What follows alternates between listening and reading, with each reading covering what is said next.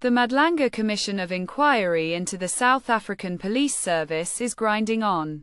And the latest evidence this week has laid bare how broken the force really is.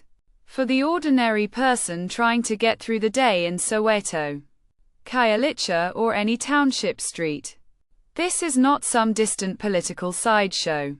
It is the reason why your child walks to school past drug dealers who pay the local station to look the other way. Why small spaza shops close early because protection money demands keep rising. And why families bury loved ones without any real investigation. Testimony heard in recent sittings pointed to senior officers taking instructions from politicians and business figures on which cases to ignore and which to pursue. One witness described how dockets involving politically connected suspects simply vanished from the system. Another outlined how certain stations were turned into cash machines through selective enforcement. These are not new claims. But the Commission is forcing names and patterns into the open under oath. The effect on the ground is immediate. When police are captured or compromised, criminals operate with near total freedom. That means more cash in transit heists on routes used by ordinary workers.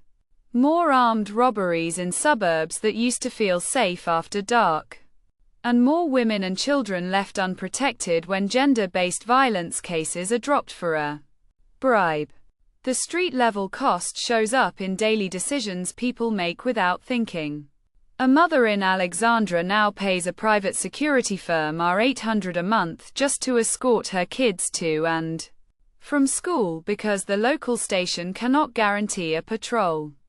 A delivery driver in Durban avoids certain routes because hijacking syndicates have mapped out exactly where police response times are slowest. Small businesses in townships report that they budget for arrangements with officers as a line item, the same way they budget for electricity. These are not abstract governance failures. They are the difference between a shop staying open and a family losing its only income. Critics of the Commission say it is moving too slowly and that its terms are too narrow. They have a point.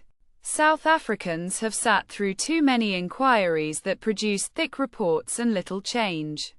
Yet the evidence emerging now is concrete enough to explain why conviction rates for serious crime remain dismal and why trust in the police hovers near rock bottom in survey after survey. When station commanders answer to political masters instead of the public, the first people to suffer are those without connections or money to hire lawyers. The working poor cannot move to gated estates. They cannot afford private investigators when a case goes cold. They absorb the violence and the theft as a permanent tax on living in this country.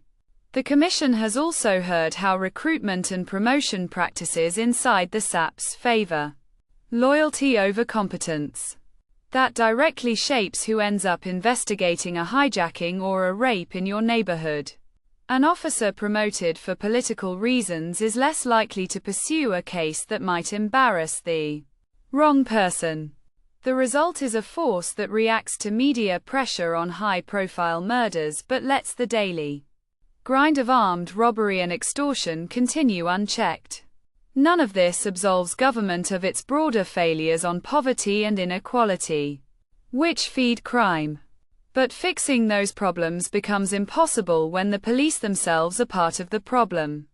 Ordinary South Africans do not need another commission report that gathers dust. They need visible consequences for the officers and politicians named in these hearings. And they need it before the next round of elections turns the whole exercise into campaign noise. Until that happens, the street will continue to judge the police by results, not by statements from the commission room. And right now those results remain poor.